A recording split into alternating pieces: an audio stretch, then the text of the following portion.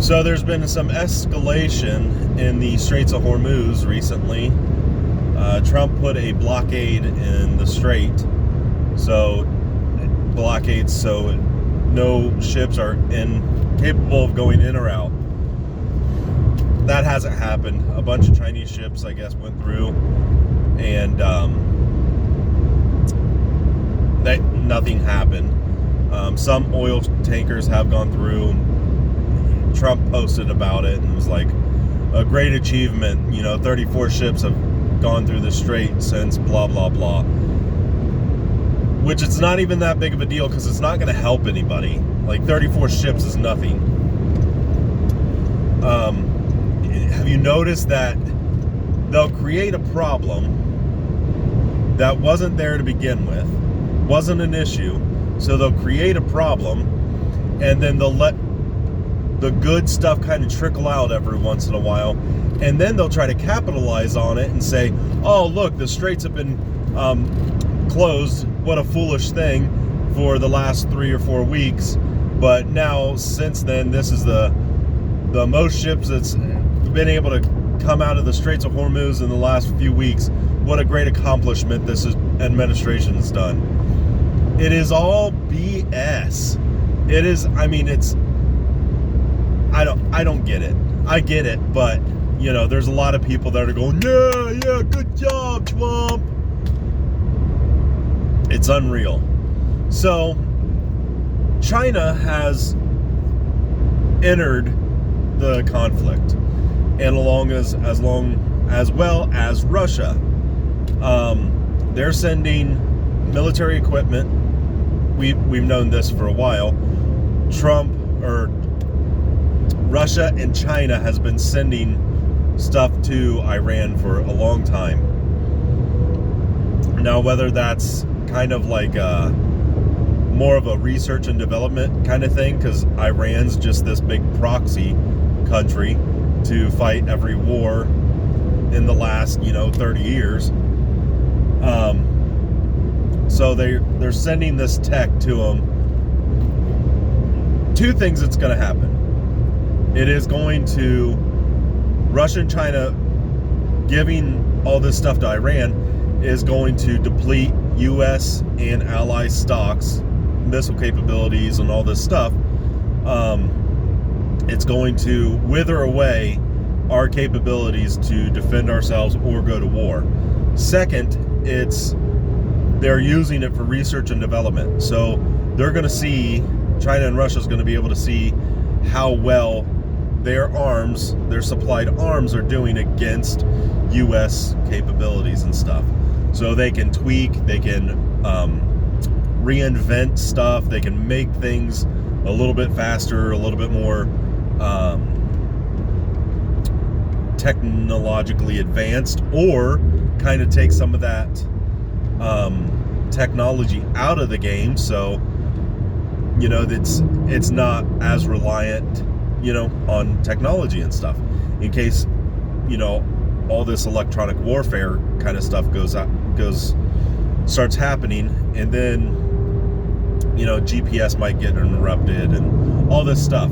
So they're using this stuff to wither away the United States war capabilities and defense capabilities, and using it as research and development. So China is saying, absolutely do not touch our ships, or we are going to defend ourselves. In the meantime, sending actual warships and stuff. Russia's getting involved and stuff now too. And Trump is so far into this, the administration, the government is so far involved. They have both their legs and their torso deep inside the mud pit, and I don't think they're going to be able to get out of it. And if they do get out of it, it's just going to be, all right, war's over, we won, and they're going to wipe their hands of it and then just, beat feet out of there. That's always a possibility. On top of that, I voted for Trump every single time. Every ability, or every time he ran, I voted for him. And he was kind of like, if Trump wins and he's a dud, I'm not going to vote anymore. I'm not going to waste my time. I'm not going to put my energy into any other politicians. So he obviously is a dud to me. And I think it's very evident that he is a dud to a lot more people, a lot more MAGA, a lot more patriotic Americans that believe in the United States and the Founding Fathers and the Constitution and Declaration and all that stuff. It is very evident that he is not for the United States anymore. So he was kind of my last hurrah. If it doesn't work out, I'm leaving, kind of thing. And I am. I'm not going to do this anymore. I'm not going to waste my time or energy or wait in line to vote for another corrupt politician, because that's all they are. And you can't change my mind or argue that with me, because there is not one single politician, maybe Massey and Ron Paul, but that doesn't have any kind of some form of corruption. I like Massey, but wrong state. So anyway, Trump posted this AI generated picture dressed as, one can only assume, Jesus and or God, healing somebody. And then he has the nerve to say, oh, that wasn't my intention. That's not what I meant. It was supposed to be funny, and it was supposed to be a doctor. And the people that came up with that idea that I was supposed to be Jesus or God is fake news, and it's they're crazy people. That is the most evident form of gaslighting I have ever freaking seen, especially from him. So, do you remember what happened in Brazil a couple years ago when they had the big parades where they were mocking Jesus and had all this demonic stuff? And then shortly after, I think that same year, a couple months or weeks after, they had huge floods and killed a bunch of people. And I think it was a flood, actually, yeah. Well, anyway, they had huge, crazy natural disasters.